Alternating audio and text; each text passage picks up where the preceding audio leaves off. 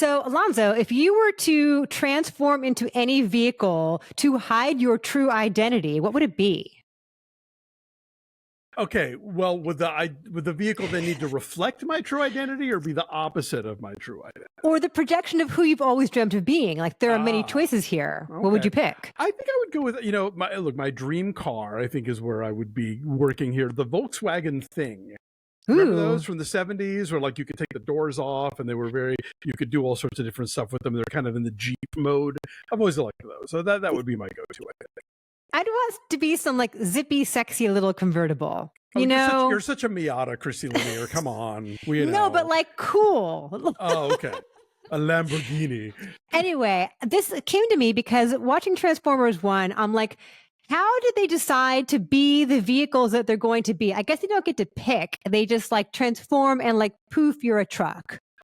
I don't know. I have a lot of questions. As much as this movie brings up ideas of choice and free will, you're right. They really are sort of destined to whatever their ultimate form is going to be. SOS message from the surface. Fantastic. It's time to show them we are more than meets the eye. So yeah, this is an animated prequel. If you've stayed up nights wondering how did Optimus Prime and Megatron go from being best pals to mortal enemies, here are your answers. This is the movie that's going to explain it all to you. Chris Hemsworth stars as Orion Pax. OP, get it? And Brian Tyree Henry is D16. They are best pals. They work as miners, and they are constantly down in the depths of their planet to get energon, which used to flow freely, but no longer does, and now has to be arduously mined out of the ground. Orion Pax has big dreams of getting noticed and doing something special, and maybe even refinding the matrix of something. Destiny, power, freedom, knowledge, something. That will bring the flowing energon back to the planet. Meanwhile, he keeps trying to impress Sentinel Prime, who runs the show, voiced by John Hamm, to the point where Orion drags his pal D16 into a big race. And all the other people participating are Transformers who can transform, even though Orion and D16 cannot because they lack their inner cog of awareness. And so anyway, they get noticed, but not in the good way, and they get sent down to level 50 where they are working with a motor mouth named B127, voiced by Keegan-Michael Key, and they decide together that they're going to track the last known location of the people who had the matrix of the thing. And Alita 1, voiced by Scarlett Johansson, goes with them because she's really the most competent of the bunch, but no one takes her seriously because she's a woman, and she's a woman because she has a waist. I don't really know how that all works in Transformers world. I'm just going with what I know here. And things happen, and adventures are taken, and destinies are forged, and yada. I admire the idea of taking this back to its cartoon. I mean, look, the roots of this is a toy. It's a toy line. It's always been a toy line, but it was a cartoon. It was a comic book. Then later it was a live action movie and a bunch of live action movies. And now it's a cartoon again.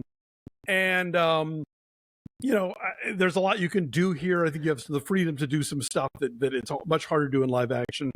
But is this designed for people who were not particularly interested in Transformers and didn't grow up with Transformers and are now going to be drawn into the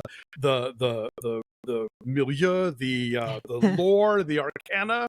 Not this guy. I was open to it, but I didn't really care, and I just found it to be a lot of mumbo jumbo. I don't find this movie visually appealing. It is directed by Josh Cooley, who directed Toy Story 4, worked on Inside Out, has quite a pedigree here. But I think the faces are still kind of immobile and unexpressive. I didn't think the world building was all that exciting, and it didn't grab me. But people who like this sort of thing. A lot of the advanced reviews, they showed us this movie really early. They lifted the embargo a week and a half before opening. Clearly, Paramount feels like they've got a winner here, and a lot of critics agree. A lot of critics are digging this, and I think if you have any kind of history or affection for this franchise and these toys, then this movie is going to be your jam. But it was not mine. Yeah, they had Saturday night sneaks. They feel very confidently about this. And I had a good time. I laughed a lot. You know, it is funny. That's the one thing I'll give this movie is it's funny. It is funny, and it's a great voice cast. I mean, a lot that has to do with the fun and friction between Chris Hemsworth and Brian Tyree Henry, who is always great and brings gravitas to who will end up being Megatron. I enjoy Keegan-Michael Key a lot. He's so good at voice work and is having a blast playing the character that will eventually be Bumblebee. And that's kind of a funny idea that he's such a motor mouth, pun intended, because Right. Bumblebee can't talk, you know? Exactly. I am not a big fan of these movies in general. The Michael Bay ones in general are just stupid and just like visually cacophonous, you know? Yeah. And I don't like them. I liked Bumblebee. Yes. And I liked this most recent Transformers.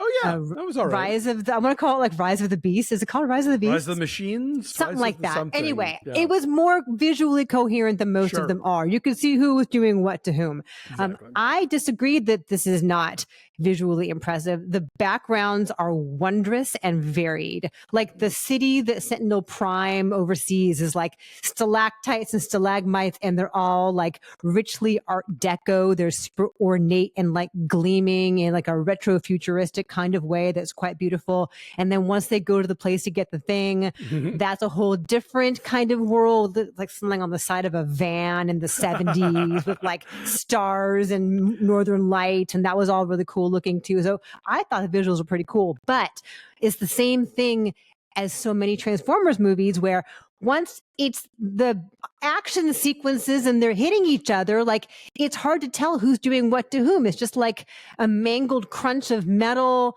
And I said this in my little out of the theater reaction, like maybe visual coherence isn't the point. Maybe it's about the energy and Sure. the tension and the excitement of that and the visual manifestation of this thing that you did when you were a kid. Yeah. Right? When you were slamming them together and, you know, it doesn't matter who's doing what to whom. It's just the crunch. True. So again, I'm not the target audience, but I had a better time than I thought I would.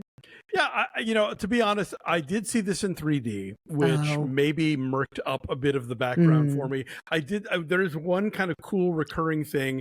They do it with cars and with like a train where basically the path is created in front of the thing and disappears behind the thing, which is kind of cool. And they make some use of that in the 3D sort of, you know, the y-axis of it all, or the z-axis, I guess, you know, the coming out toward the audience. But yeah, I mean, like, I'm not mad at this movie, and it's certainly better than a lot of the Michael Bay ones. And I did find some of the comedic moments good because, again, you've got Scarlett Johansson, you've got Keegan-Michael Key and Chris Hemsworth and Brian Tyree Henry. These people know how to banter. Steve Buscemi. Steve Buscemi is Starscream. Yeah, you know, so like there's some fun stuff in here. But this just kind of felt like this is fan service for somebody who is a fan, and I'm not a fan, and I'm not. There's not much here for me. But if you are down for this and have a great time with it, I get it. I understand what the appeal is. It just wasn't there for me. Right. Canonically, is this significant for you? But then it raises all kinds of other questions that like we shouldn't get into because it will spoil things. Let's talk a teensy bit about the not so subtle themes of authoritarianism and propaganda that are going on here. Because there's stuff to chew on if you want to chew. There is misinformation, and there is absolutely a corrupt leader. And absolutely misinforming and misleading the populace, and in fact actively colluding with the enemy. And so there is some relevance there. I guess one could draw parallels to one could surmise, yes. And again, like kids won't get that. No, probably not. Nor should they. But if you want a little more substance in your Transformers movie, they're trying to achieve that. Sure, yes. And I think in the same way that, like, you know, one would hope that all of those Hunger Games movies like taught a generation of young people to sort of be suspicious about certain governmental motives, or, you know, what they're being told and about whom. You know, I think it's never too early to start letting kids know to question it. Yeah. So I'm gonna say like a 7.5 5. Like, I had a good time and I laughed a lot, and it stayed pretty zippy and light the whole way through, but it gets a little messy too. After all that, we're not that far apart. I said 5.5 because there are things that work here, and there are ideas that are being thrown at the wall, which is often more than we get from a Transformers movie. And there is a reference to The Touch, which I appreciated, the song from Transformers the movie, which was then refurbished for Boogie Nights. So yeah, I mean, look, if you are somebody who is inclined to want to go see Transformers 1, you're probably gonna have a good time. And if you are somebody who is not inclined to go see a movie called Transformers 1, then you should probably go with that gut feeling. It's in theaters now. Have fun.